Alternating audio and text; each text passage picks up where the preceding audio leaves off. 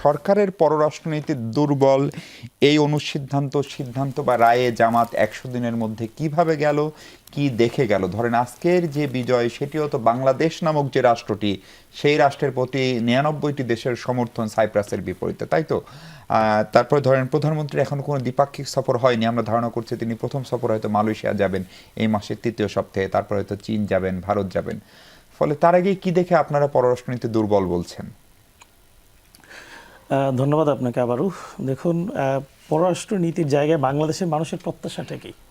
বাংলাদেশের মানুষের প্রত্যাশা হলো যে কোনো দেশের আমরা দাসে পরিণত হব না, আমাদের উপর যারা ছুরি ঘোরানোর চেষ্টা করেছে তাদেরকে আমরা আমাদের দেশের অস্তিত্বের প্রশ্নে কোনো ধরনের ছাড় দিব না, এই বার্তাটা দিব। দেখেন, আমরা কি সেই বার্তা আসলে দিতে পেরেছি? আমরা পারিনি। যে তার দৃষ্টান্ত দেখেন, গত অল্প কয়েকদিনে সরকার এসেছে ৩ মাস বা অল্প সময় হলে ১০০ দিন বলছেন, এর মধ্যে কিন্তু সীমান্তে বেশ কয়েকটা হত্যাকাণ্ডের ঘটনা ঘটেছে। সরকার কি উদ্যোগ গ্রহণ করেছে যে মানুষ স্বস্তি ফিল করবে? সরকার কি উদ্যোগ গ্রহণ করেছে বলতে পারবে মানুষ যে আর এই হত্যাকাণ্ড ঘটবে না? সরকার কোন ধরনের পদক্ষেপ নিয়েছে যে কারণে মানুষ বলবে যে না, পদক্ষেপটা যথাযথ ছিল? এটা তো বলতে পারেনি, বলতে পারবে না। এই জায়গায় অতীতের চেয়ে এখন মানে বেশ কয়েকটা স্ট্যাটিস্টিক্সও বলছে যে অতীতের যে কোনো সময়ের চেয়ে এখন সীমান্তে যে অস্থিরতা, এই অস্থিরতাটা অনেক বেশি রয়েছে।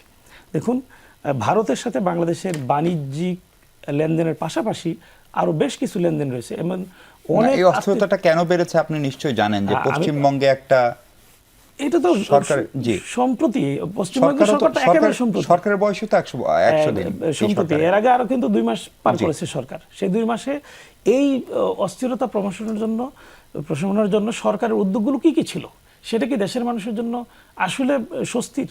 দেশের মানুষকে সেই উদ্যোগগুলো দেখেছে যে কি কাজগুলো সরকার গ্রহণ করেছে? আমি যেটা বলছিলাম যে ভারতের সাথে বাংলাদেশের শুধুমাত্র বাণিজ্যিক লেনদেন না, কূটনৈতিক লেনদেন না, পারিবারিক লেনদেনও রয়েছে একটা বিরাট অংশের। সেই জায়গা থেকে ভিসা জটিলতায়, একটা বড় ধরনের ভিসা জটিলতায় রয়েছে। অনেকে চিকিৎসা কেন্দ্রিক সম্পর্কের সাথে জড়িত, তারাও ভিসা জটিলতার মধ্যে রয়েছে। এই যে অস্থিরতা, এই অস্থিরতা, সীমান্ত অস্থিরতা কিন্তু সরকার দূর করতে পারেনি। পার্শ্ববর্তী দেশ সবচেয়ে বড় সীমান্ত যাদের সাথে, তাদের সাথে এই ধরনের যে লেনদেনের ইস্যুটা সমাধান করতে পারেনি। চুক্তি, আমেরিকার সাথে যে চুক্তিটা নিয়ে বাংলাদেশে সবচেয়ে বেশি আলোচিত হয়েছে, কথা ছিল ৬০ দিনের মধ্যে এটাকে চাইলে সরকার সংশোধন করতে পারত, বাতিল করতে পারত। সরকার এখানে হাত দেওয়ার পর্যন্ত সাহস করতে পারেনি। এবং বিরোধী দল এটি নিয়ে সংসদে একদিনও কথা বলেনি। কথা বলেছে রুমিন ফারহানা ছাড়া কেউ এটি নিয়ে সংসদে কথা বলেছি। আমরা সেই কথা সংসদের কোন রেকর্ডে অবশ্যই রেকর্ডে রয়েছে। এটার জন্য নোটিশ দেওয়া হয়েছে আলাদা করে, সেই নোটিশ অ্যাকসেপ্ট করা হয়নি। নোটিশ অ্যাকসেপ্ট না করার প্রেক্ষিতে দাঁড়িয়ে কথা বলা হয়েছে, সেখানে কথা বলা হয়েছে।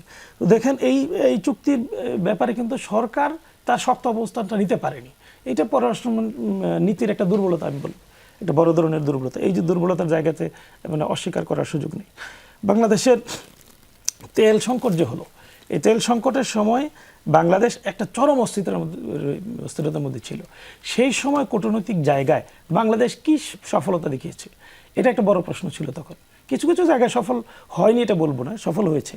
কিন্তু অন্যান্য তুলনামূলক যে দেশগুলো অস্থিরতা কাটিয়ে ওঠার জন্য যে উদ্যোগগুলো গ্রহণ করেছে, এই সমালোচনা বিরোধী দলকে আমরা সব সময় করতে দেখেছি। আপনাদের গঠনমূলক সমালোচনা করার কথা ছিল, শ্যাডো ক্যাবিনেট করে পরামর্শ দেওয়ার কথা ছিল। আপনার এই কোশ্চেনে শুনে যাব। দেখেন, ইরান একেবারে স্পষ্ট করে ইরানের বাংলাদেশের রাষ্ট্রদূত বলেছে যে বাংলাদেশের চলমান যে অবস্থান, এই অবস্থান দেখে আমরা খুবই দুঃখিত, একেবারে স্পষ্ট বলেছে। কারণ তারা সুস্পষ্টভাবে ন্যায়ের পক্ষে, ইনসাফের পক্ষে, মজলুমদের পক্ষে অবস্থান গ্রহণ করতে পারেনি। এটা বাংলাদেশের, আমি মনে করি, পররাষ্ট্র নীতির একটা বড় ব্যর্থতা।